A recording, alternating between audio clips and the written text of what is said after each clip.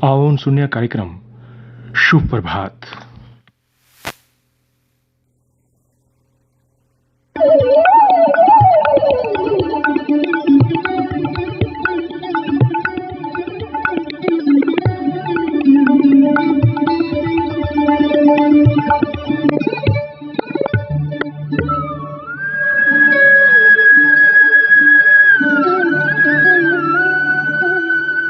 शुभ प्रभात के सभी श्रोताओं को रविकांत का नमस्कार। शुभ प्रभात श्रोताओं, आज से शारदीय नवरात्र शुरू हो रहे हैं और मां वैष्णो देवी की नगरी कटरा पूरी तरह से मां के रंग में रंग गई है। न सिर्फ भारतवर्ष बल्कि दुनिया के कोने कोने से मां के श्रद्धालु, मां के भक्त मां के दर्शनों के लिए खींचे चले आते हैं। इन दिनों कटरा में रौनक देखते ही बनती है। हर कोई मंत्र मुग्ध होकर के मां के त्रिकुटा पर्वत की ओर खींचा चला आता है। चलो बुलावा आया है, माता ने बुलाया है। चलो बुलावा आया है, माता ने बुलाया है।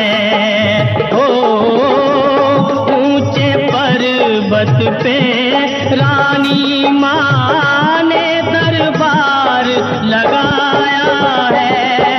चलो बुलावा आया है, माता ने बुलाया है। जय माता दी।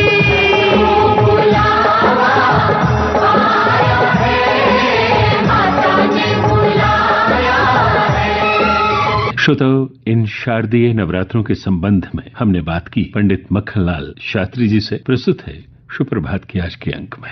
पंडित जी, बहुत बहुत स्वागत है आपका। जी, जय मां दुर्गा। जी जी पंडित जी, आज से शारदीय नवरात्र शुरू हो रहे हैं, तो हम चाहेंगे कि आप हमारे श्रोताओं को, आकाशवाणी जम्मू के श्रोताओं को विस्तृत जानकारी दें। शारदीय नवरात्र का महत्व क्या है और विशेष तौर पे वो जो कलश स्थापित किया जाता है उसकी विधि क्या है, और शांख जो है माता की वो बीजी जाती है, खेती बीजी जाती है, उसके बारे में विस्तृत जानकारी दीजिए। जी पंडित जी। सबसे पहले सभी श्रोतों को जय मां दुर्गे, जय मां भगवती, सब पर अपनी कृपा दृष्टि बनाए रखे। आज से जो हमारे जो नवरात्रे जो है प्रारंभ हो रहे हैं, तो आज एकम तिथि रात की ही 3 बजे से प्रारंभ हो गई है। आज का दिन बहुत अच्छा है, शुभ है, बिल्कुल पूरा दिन कोई बद्रा नहीं है, किसी प्रकार की कोई बाधा नहीं है। किसी भी समय जो है कलश स्थापना क्षेत्रीय लगाते हैं, वो वगैरह कर सकते हैं। इसमें कोई बाधा, कोई वैसी कोई वो नहीं है। सुबह उठ करके शुद्ध होकर के स्नान इत्यादि से निवृत्त होकर के अपना पूजा स्थान है घर में, उस साफ करके शुद्ध करके अखंड जो 9 दिन तक चलती है हमारी, और वैसे ही क्षेत्रीय बीजी जाती है, पूजन इत्यादि किया जाता है। कोई पाठ करने के पाठ भी करते हैं, दुर्गा का पाठ करते हैं। माँ भगवती ने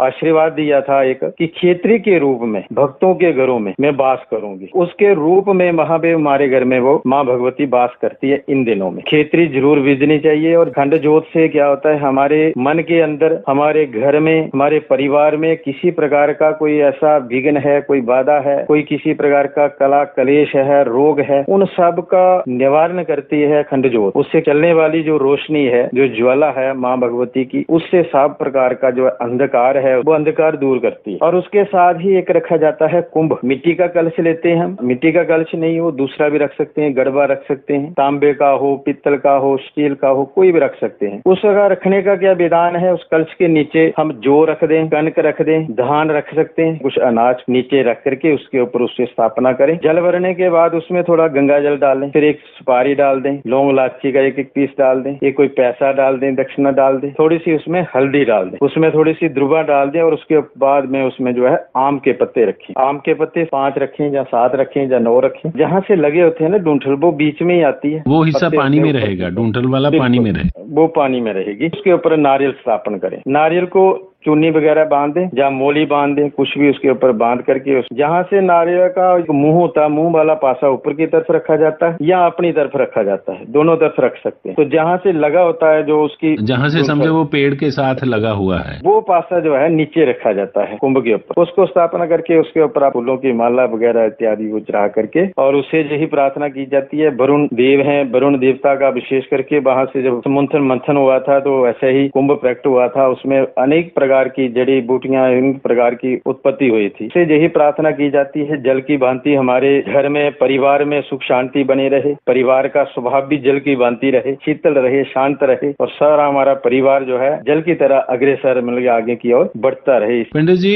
हो सकता है हमारे श्रोताओं के मन में इस तरह का कोई प्रश्न हो कि आपने कलश स्थापित कर दिया, आपने खेती बीज दी, आपने अखंड ज्योत पूजा घर में रख दी, प्रज्वलित कर दी, उसके बाद अगर आपको कामकाज के सिलसिले में कहीं जाना पड़ता है जी। तो हो सकता है कि दूसरे दिन आपने आना हो, तो इसमें कहीं कोई रुकावट या कोई बंदिश तो नहीं है? विधान तो है, जिसने जोत जगाई हो, खेती बीजी हो तो उसकी रोज का वहाँ पे पूजा पाठ करे, वो देख रेख उसकी करनी पड़े। लेकिन गृहस्थी जीवन में बहुत सारे जीव होते हैं, 2-4 आदमी तो होते हैं घर में। अगर एक आदमी को कहीं जाना भी पड़े तो दूसरा उसकी देख रेख कर सकता है, ऐसा कोई वो नहीं है। मतलब बंदिश नहीं है कि जिसने खेती बीजी है, कलश स्थापित किया है, तो वो कहीं आ जा नहीं सकता? नहीं, ऐसा कोई बंधन नहीं है, क्योंकि गृहस्थी जीवन में अनेक काम हमें वो भी करने हैं, ये मिल करके ही करना चाहिए। 5 सदस्य हैं घर के, 4 सदस्य हैं, तो सबको मिल करके एक जगह पे अपनी पूजा रूम में बैठ करके साथ में उस सबको कुंभ स्थापन करना चाहिए, खेती बीजनी चाहिए, जोत को जलाना चाहिए। तो जोत इसमें घी की ही जलाई जाती, देसी घी की। पंडित जी, जो नवरात्र होते हैं इसमें माँ दुर्गा के 9 रूपों की पूजा की जाती है, वो हमारे सुनने वालों को बता दीजिए कि प्रथम नवरात्र को माँ के किस रूप की, इसी तरह से जो माँ के 9 रूप हैं। जी, इस नवरात्रि नहीं तो बड़े कम आते हैं, कभी 7 होते हैं, कभी 8 आते हैं। इस वक्त पूरे 9 है। नव दुर्गा का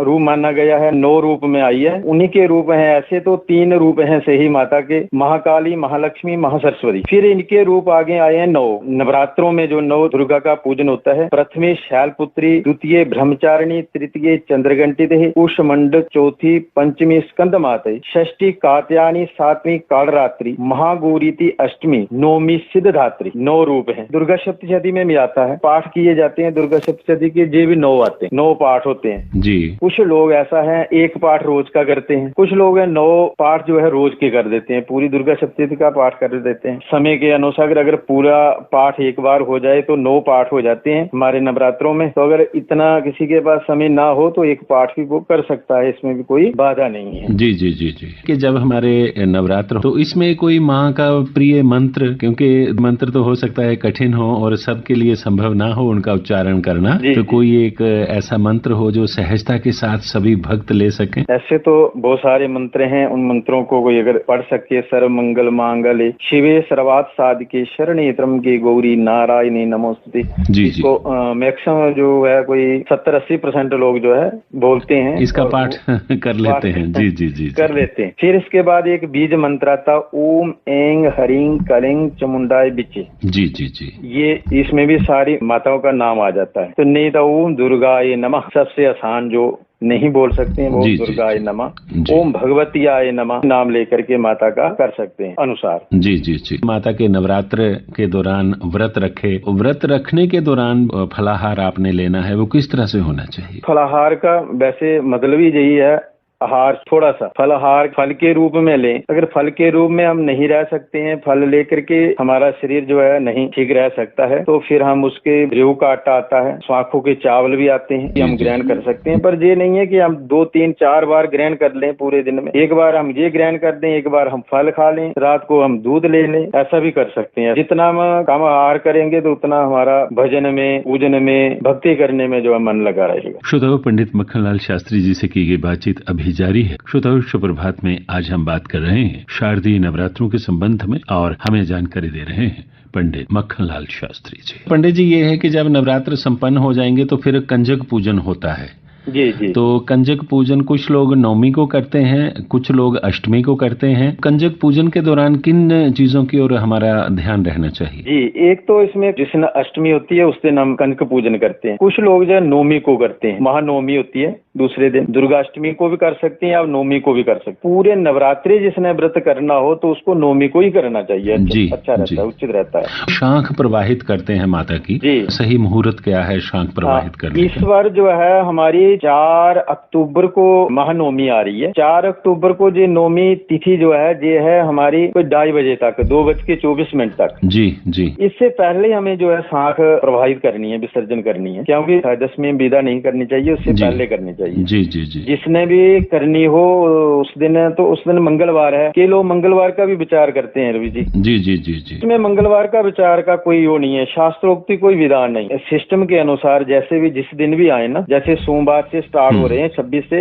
जी जी, मंगलवार को समाप्त हो रहे हैं, तो मंगलवार आ रहा है तो उसमें मंगलवार को हम प्रवाह कर सकते हैं। ऐसे हमने कोई चीज प्रवाह करनी हो तो मंगलवार का, रविवार का, वीरवार का हम विचार करते हैं। लेकिन जब ऐसे सिस्टम से आ रही है जो चीज, तो उसमें कोई विचार का कोई वो नहीं है। आप मंगलवार को आराम से कर सकते हैं, सुबह कर सकते हैं, लेकिन कंजक पूजने के बाद ही शाख जो है विसर्जन करना चाहिए, प्रवाह करना चाहिए, पहले नहीं। जब हमारी कंजक का पूजन हो जाता है तो फिर हम प्रवाह कर सकते हैं, ऐसा विधान। माँ दुर्गा अपने सभी भक्तों पे अपनी अपार कृपा बनाए रखें। आप पंडित जी अब चलते चलते अपने मंत्रोच्चारण द्वारा भक्तों को आशीर्वाद दें। सभी श्रोताओं को हमारी तरफ से माँ भगवती का आशीर्वाद बना रहे, सबके घर में सुख शांति दीर्घायु सद्बुद्धि बनी रहे, सबके घर में इन नवरात्रों में माँ भगवती की विशेष कृपा बनी रहे। जयंती मंगला काली भद्रकाली कपालिनी दुर्गा क्षमा शिवा दात्री स्वाहा स्वदा नमोस्तुते। जय माँ। पंडित जी, इस जानकारी के लिए, आपके आशीर्वचनों के लिए बहुत बहुत धन्यवाद, बहुत बहुत शुक्रिया। तो श्रोताओं, सुप्रभात में आज हम बात कर रहे थे शारदीय नवरात्रों के संबंध में और हमें जानकारी दे रहे थे पंडित मक्खनलाल शास्त्री जी। सुप्रभात की आज के बस इतना ही। रविकांत को इजाजत दें। आप सुनते रहिए आकाशवाणी का जम्मू केंद्र। जय माता दी। रास्ता देख रही है माता अपनी आग के तारों का, रास्ता देख रही है माता अपनी आग के तारों का। ओ मस्त हवाओं का एक झोंका ये संदेशा लाया है, चलो बुलावा आया है, माता ने बुलाया है। जय माता दी, जय माता दी, जय माता दी कहते जाओ, जय माता दी, जय माता दी, जय माता दी कहते जाओ, जय माता दी, जय माता दी कहते जाओ। आने जाने वालों को चलते जाओ, तुम मत देखो अपने पाँव के छालों को, चलते जाओ तुम मत देखो अपने पाँव के छालों को।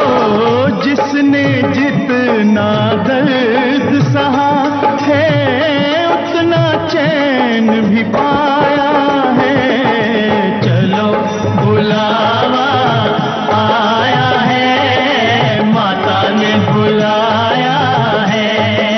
जय माता दी।